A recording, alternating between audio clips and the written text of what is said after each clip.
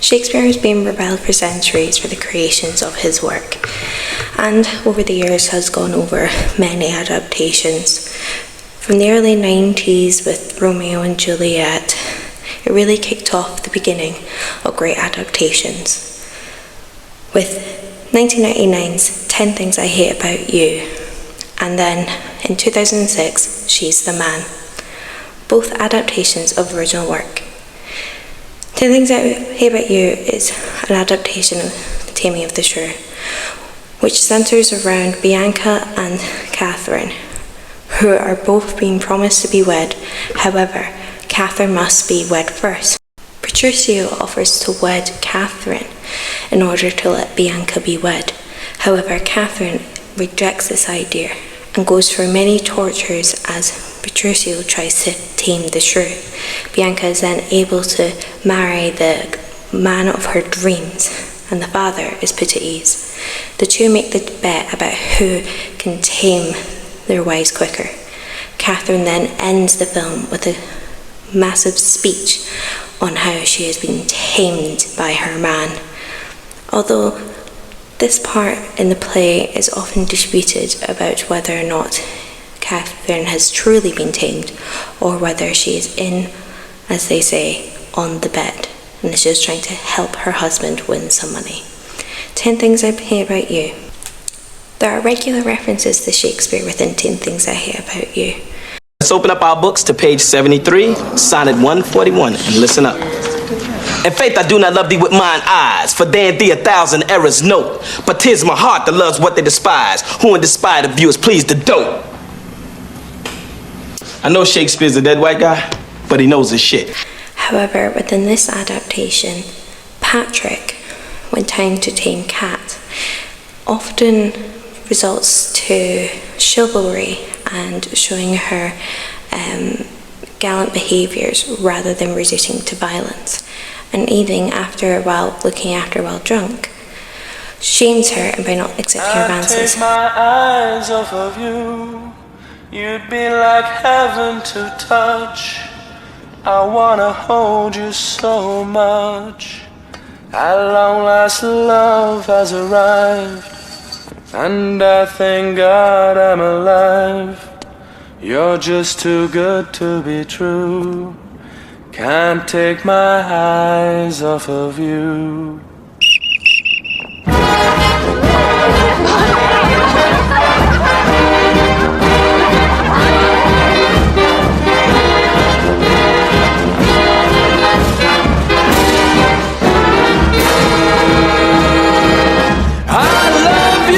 A major aspect of the play is the fighting between the two sisters, Bianca and Catherine. This is seen within the film as well. However, another difference in the film, instead of a massive monologue at the end, Cat performs a poem reciting how she doesn't hate. He wins her love by giving her a new guitar. One way in which the 1999 film shows Cat as a shrew is by having her be an objective feminist, or at least part of the second wave of feminism. By showing her outright disdain for the modern aspects of womanhood placed upon her, she's often shown by being scary and intimidating to the men within her school, even being outright mocked for it. She's often seen reading The Bell Jar and asking in class to read more feminist literature. The issue with this is that second wave feminism often neglects people of colour and their struggle within it. The film also shows the differences between the two sisters by having Bianca dress more effeminate in lots of pinks and sundresses, trying to show her as the more stereotypical woman. However, with Catherine, they show her in more combat wear, in green trousers and tank tops. So technically a feminine look, but more in line with the 90s grunge and feminist rebel movement. One aspect that differ between the film and the play is the role that the father plays within it.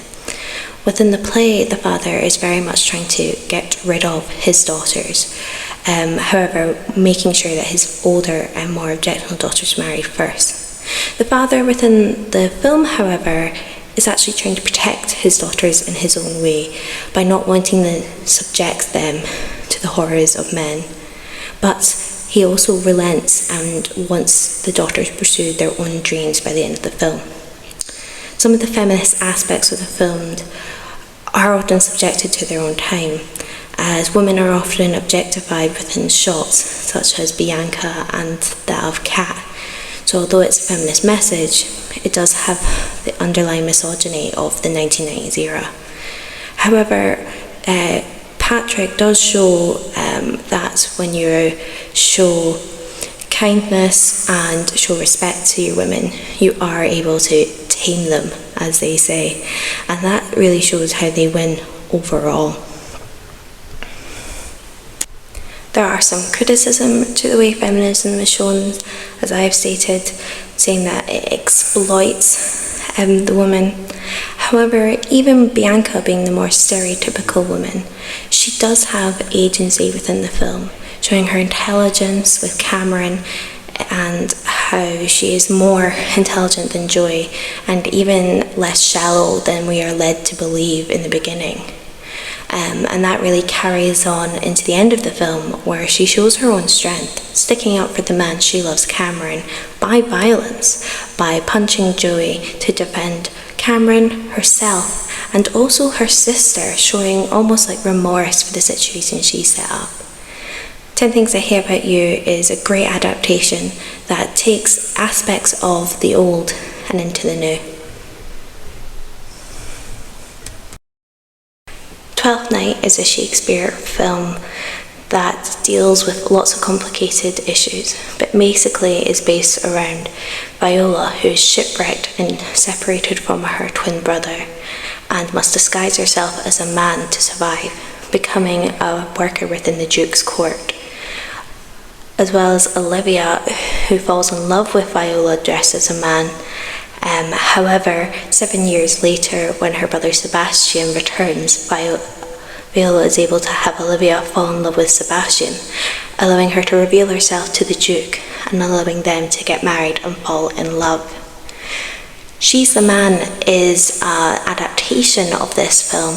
However, it translates this into the 2006 motif, having Viola be a tomboy disguising herself as a brother in order to attend Illyria High School to continue her soccer playing.